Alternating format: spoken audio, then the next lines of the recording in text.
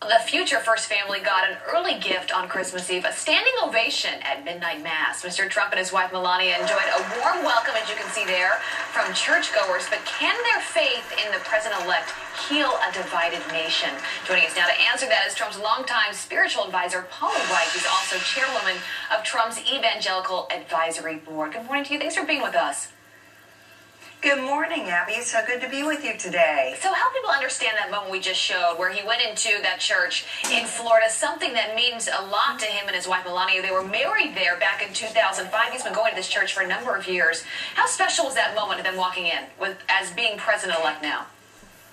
Absolutely special. What so many people might not recognize is that's very normal for President-elect Trump and for his family, and to attend church every Christmas, and not just Christmas, to so many crusades and so many different churches. And Christianity is such a large part, his faith is such a large part of his life. People don't know a lot about President-elect Trump's faith. You have known him for, 15 years. Talk to us about how you both met and how that journey has gone from there. It's been amazing. I received a phone call almost 15 years ago, and he was watching Christian television. And he repeated back to me, literally verbatim, 3 of my sermons on value of vision. And we started talking about God and the things of God and how he was confirmed as a Presbyterian and grew up in Norman Vincent Peale's church. And we just began to converse, and relationship grew over the years. And I've had the wonderful privilege of just not only being a friend, but a spiritual advisor, and praying over him, his family, his staff, and now in this new office. And it's been amazing to watch him just walk out his faith. Have you talked to him recently? Have you talked to him since he has been elected our next president? How is he feeling about things?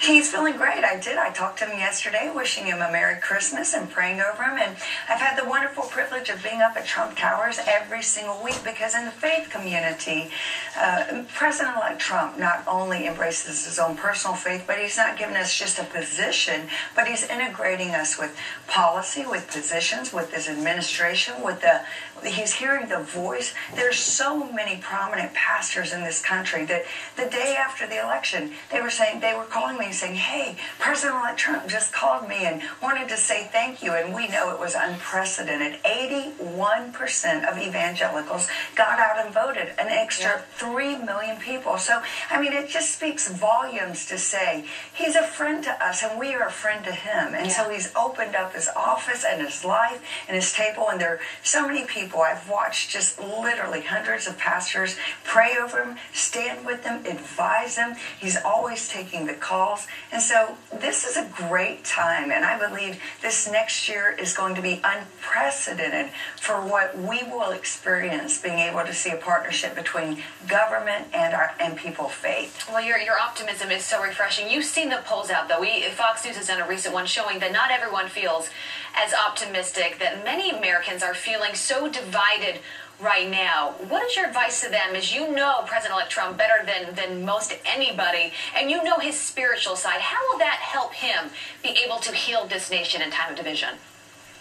Tremendously. He is a unifier. And so we've watched the businessman Trump already begin to bring together some of the greatest leaders to fix some of the hardest problems in America. So will he do with this faith. He asks all the time for prayer, for God's guidance, for wisdom. He's a very smart man, he is the greatest thing I can say. I've personally experienced and watched over 15 years.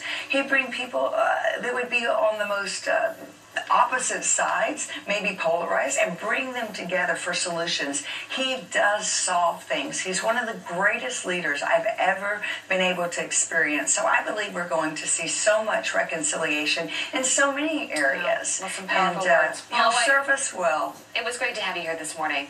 Thank you. Thank you so much, Abby. Be blessed. And a Merry Christmas a day late. All right, coming up next.